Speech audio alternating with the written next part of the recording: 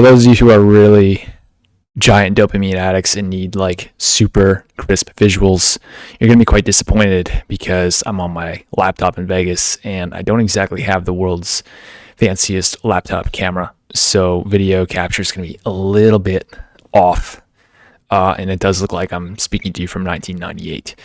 Regardless, the message is very relevant, as in relevant for today. So let's get to that.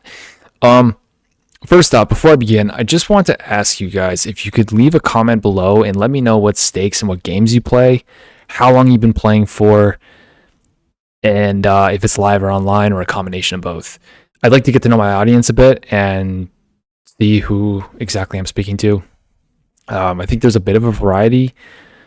I've had some guys reach out that are playing high stakes live. I've had some guys message me that are playing low stakes in Ontario. So pretty much everything in between as well. Perhaps it's a good mix. I tend to speak to people who are aspiring to crush or be crushers or just, really go after it at poker. I don't have much tolerance for people who are not serious, or at least, you don't have to be striving to become the greatest player in the world, but at the very least, you should take your craft seriously in order for me to want to help you. This video is going to be about what it takes to improve and get better, and especially if you feel like you're stuck or if you're spinning your wheels. And that can mean you're playing lower stakes, that can mean you're playing mid stakes and you're trying to break into high stakes, or that can mean you're doing just fine, but you want to listen to different types of perspectives from people in order to stop yourself from hitting a blind spot in your career. Because ultimately, if you're not paying attention, sometimes you can fall into these states of complacency where it's like everything that you're supposed to do, but then you just don't do it. And that's a dangerous trap. So I'm kind of speaking to everyone here, but I'm especially speaking to, I'd say, the low to mid stakes guys who feel like they're stuck and they need to just, they need that next breakthrough, but they can't seem to break ahead. But especially the lower stakes guys, because I think a lot of them have these really glaring leaks as to how they approach improving poker. So let's start with that. Look, if you're playing 5 days a week and you're not, even if you're playing bigger games, you should not be playing 5 days a week ever, almost. With a few exceptions, one being you studied a lot over the last few weeks or few months and you're looking to express some newfound edge that you gained, and you're looking to maximize expressing that edge as long as it presents itself. So I think in those situations, you want to ramp up your playing. But then at some point, you're going to want to dial back and play a more normal, 3 to 4 days a week, or maybe 4.5. You can put in a little short session of hypers or something. But ultimately, you shouldn't be playing a full schedule 5 days a week. It's just way too much for MTTs.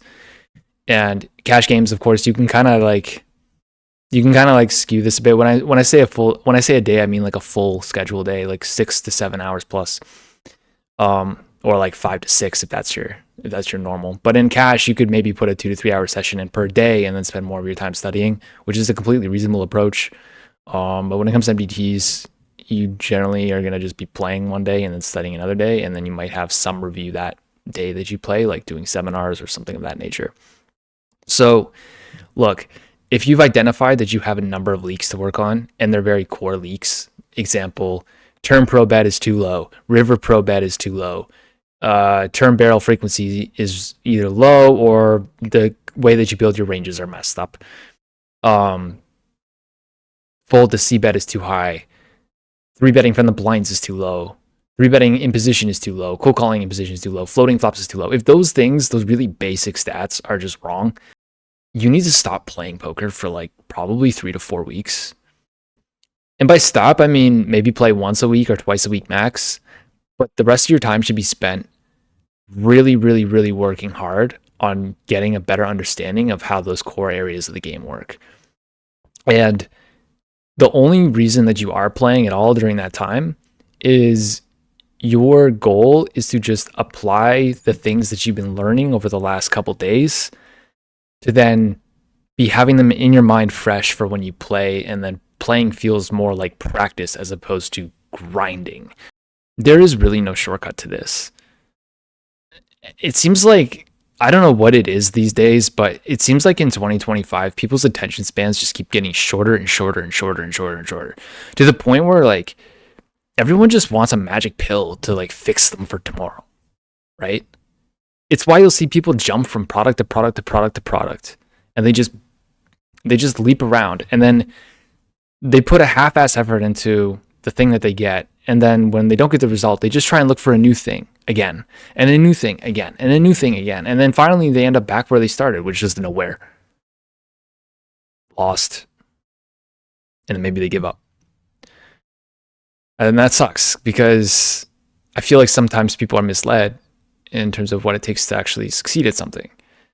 It doesn't matter what it is, whether it's playing poker or trading stocks or teaching even. You have to put in the time, and you have to put in the reps, and then you have to work on improving, which takes time, and it takes a lot of time. I don't know how else to say it. Like, there's no secret. There's no shortcut. Anyone who's trying to sell you a shortcut secret is like, they're lying to you. They're literally lying to you. Now, with that said, like, there are tools that will help expedite the process, but that's what they are. They're tools. They're not quick fixes. They're more like supplements to the meal. Okay? Like, yeah, having a protein shake in addition to your macros will help you build muscle if you're working out and you're bodybuilding. But just eating a bunch of protein shakes is probably going to do you nothing. Or whatever supplement, it's going to do you nothing. And so if you just load up on supplements, it's going to do you nothing unless you actually spend time doing core work. What is core work? Go into one spot, break it down, starting from a big picture, look at aggregate reports, get an understanding of frequencies and how the spot looks. Then start studying the spot based on board textures. So divide the spot into board textures and drill different board textures. You should take 1 week to work on one spot if you suck. And most of you suck. Seriously. Most of you suck. You think you're good? No, you suck. Even if you are good, you should just pretend you suck. I suck. I'm terrible. I actually do need to improve on so many things. So, what mindset benefits you more? Oh, I'm too good, I don't need to work, or the, man, I suck, I really need to get to work here and get better? Obviously get better, right? If your goal is to get better, then that's the only mindset that you should have, is I'm not there, I need to work harder. And I need to work harder, not find more supplements to eat. That's really what it's about. And I think I see so many people get it backwards, where they try and look for more supplements. That's not how you do it, man. You have to get to work. Get to work. How many hands have you drilled this week? Be honest. Put in the comments. There's no wrong answer to that. But if it's less than 50, it's not good enough. Not if you're trying to get leaps ahead. Now, to be fair, you could say, well, new guy, I drilled 10 hands and I spent 45 minutes per hand going deep into the weeds and testing different turns and rivers of the board and looking at different responses to the ranges and testing different bet size. Okay, you know what? That counts as 50 in my books. That counts as 100 in my books. So specify. Was it 10 quality deep dives, or was it 50 plus bird's eye view, trying to get a better grip on the overall strategy? Anything less than that, and you're falling behind. And I mean that. You need to actually get in there and drill and work. Like, it's not going to cut it just sending 5 to 10 hands to friends and asking what to do. So, yeah, there's not much I have to say other than that. I just think I've seen a lot of this. It's not just one person, although one person has definitely motivated me to make this video. You know who you are, bro. I'm rooting for you. I seriously am. That's why I'm making this. I hope you watch it and latch on to what I'm saying. You need to play less, and so do many of you. You need to play less. Stop playing so much fucking poker. Jesus Christ. You play way too much. You suck. You should not be playing so much. You should be playing like 1 to 2 days max till you fix all your core leaks. Then you can start to go 2, 3, 4, maybe, and blend in. But like, goddamn, man, because all you're doing by playing too much is you're just tiring yourself out. Then you're not going to study effectively. You're not going to study, and you're not going to learn. You're just going to learn half-assed, and like you're not really going to make progress. And then you're just going to kind of like churn, and then you're not going to make it. Not like that. So yeah, you need to stop grinding so much. And I've seen the guys who don't have that much success over the long term, they just grind way too much. They just play way too much, way too many hands, way too many days a week. And what happens is all their opponents get data on them. They're weak to begin with because they don't work on their leaks. And then their data is always relevant because they're not improving. And then the more data that their opponents get, the more they destroy them because they team up and they look at their stats and they say, oh, like we can get them here, and here. Boom. And then they start losing for a while. And then before you know it, they're down a bunch and they wonder why they can't beat the game. And it all started with initially their approach was completely wrong. It took some time for it to catch up with them, but eventually things just didn't work out. So if you find yourself playing way too many hands, you got to cut that shit out, man. I'm telling you, it's not good. And this goes for anybody at any stakes, really. Don't be afraid to dial it back, review, rest, get some practice, get in the lab.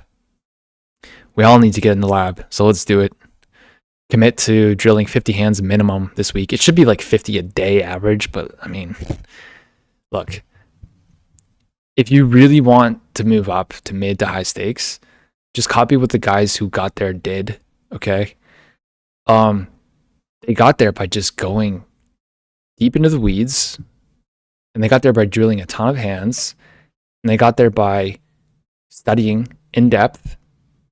They also would categorize as one thing. This is one like little, if there's ever a secret, this is it. I hate that word, but whatever. Marketing. If there's ever a secret into poker study, it's drill by board textures. Find categories that make sense to you. So example like Broadway low card, or Broadway low or Broadway mid low.